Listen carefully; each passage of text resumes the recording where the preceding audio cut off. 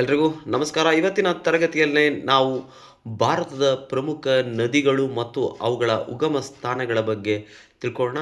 ಅದಕ್ಕಿಂತ ಮುಂಚೆ ನನ್ನ ಚಾನಲನ್ನು ಪ್ರಥಮ ಬಾರಿಗೆ ನೋಡ್ತಾ ಇದ್ದರೆ ಸಬ್ಸ್ಕ್ರೈಬ್ ಮಾಡಿ, ಶೇರ್ ಮಾಡಿ, ಲೈಕ್ ಮಾಡಿ, ಎಲ್ಲೂ ಸ್ಕಿಪ್ ಮಾಡದೆ ವಿಡಿಯೋನ ಪೂರ್ತಿಯಾಗಿ ನೋಡೋದ್ರ ಮೂಲಕ ಮಾಹಿತಿಯನ್ನು ತಿಳ್ಕೊಳ್ಳಿ ಅಂತ ಹೇಳ್ತಾ ತರಗತಿಯನ್ನು ಪ್ರಾರಂಭ ಮಾಡೋಣ. ಭಾರತದ ಪ್ರಮುಖ ನದಿಯಾದಂಥ ಸಿಂಧೂ ನದಿ ಏನಿದೆ, ಆ ಸಿಂಧೂ ನದಿ ಟಿಬೇಟಿನ ಕೈಲಾಸ ಪರ್ವತದಲ್ಲಿ ಅದು ಹುಟ್ಟುತ್ತೆ.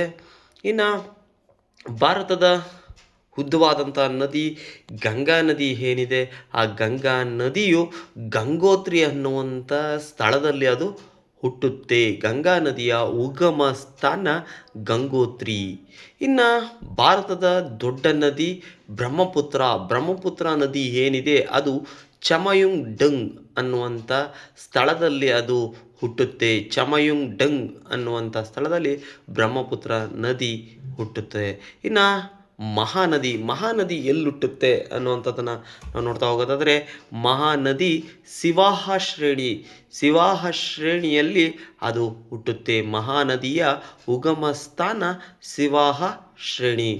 ಇನ್ನು ಗೋದಾವರಿಯ ಉಗಮ ಸ್ಥಾನ, ಗೋದಾವರಿ ನದಿ ಎಲ್ಲಿ ಉಗಮ ಆಗುತ್ತೆ ಅಂದರೆ, ಈ ನಾಸಿಕ್ನ ಬಳಿ ತ್ರಿಯಂಬಕ್ ಅನ್ನುವಂಥ ಒಂದು ಸ್ಥಳ ಏನಿದೆ, ಆ ತ್ರಿಯಂಬಕ್ನಲ್ಲಿ ಅದು ಜನ್ಮವನ್ನು ತಾಳುತ್ತೆ. ಅಂದರೆ ಗೋದಾವರಿ ನದಿಯ ಉಗಮ ಸ್ಥಾನ ನಾಸಿಕ್ ಬಳಿ ಈ ತ್ರಿಯಂಬಕ್ ಅನ್ನುವಂಥ ಒಂದು ಸ್ಥಳ ಏನಿದೆ ಅಲ್ಲಿ ಅದು ಜನ್ಮ ತಾಳ್ತದೆ.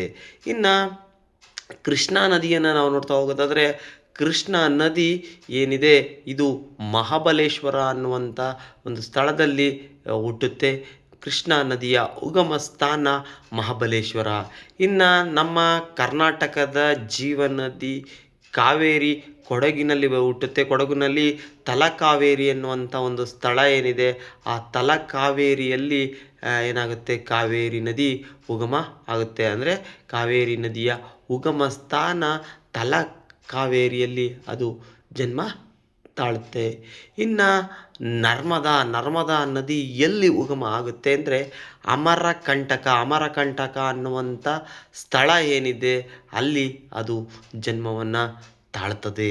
ಇನ್ನು ತಪತಿ ನದಿ ಏನಿದೆ ಇದು ಮುಲ್ತಾಯಿ ಅನ್ನುವಂಥ ಒಂದು ಸ್ಥಳ ಏನಿದೆ ಅಲ್ಲಿ ಅದು ಜನ್ಮವನ್ನು ತಾಳ್ತದೆ.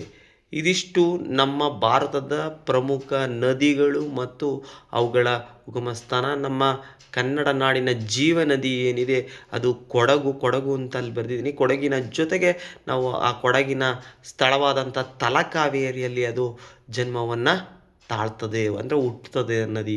ಒಟ್ಟಾರೆ ಸಿಂಧು ನದಿಯ ಉಗಮ ಸ್ಥಾನ ಕೈಲಾಸ ಪರ್ವತ, ಗಂಗಾ ನದಿಯ ಉಗಮ ಸ್ಥಾನ ಗಂಗೋತ್ರಿ, ಬ್ರಹ್ಮಪುತ್ರ ನದಿಯ ಉಗಮ ಸ್ಥಾನ ಚಮಯುಂಗ್ ಡುಂಗ್, ಮಹಾನದಿಯ ಉಗಮ ಸ್ಥಾನ ಶಿವಾಶ್ರೇಣಿ, ಗೋದಾವರಿ ತ್ರಿಯಂಬಕ್, ಕೃಷ್ಣಾ ನದಿ ಮಹಾಬಲೇಶ್ವರ, ಕಾವೇರಿ ಕೊಡಗಿನ ಒಂದು ತಲಕಾವೇರಿಯಲ್ಲಿ ಅದು ಜನ್ಮ ತಾಳುತ್ತೆ. ಇನ್ನು ನರ್ಮದಾ, ಅಮರಕಂಟಕ, ತಪತಿ, ಮುಲ್ತಾಯಿ. ಇವತ್ತಿನ ತರಗತಿ ಇಲ್ಲಿಗೆ ಮುಕ್ತಾಯ ಆಗ್ತದೆ. ಎಲ್ಲರಿಗೂ ಧನ್ಯವಾದ.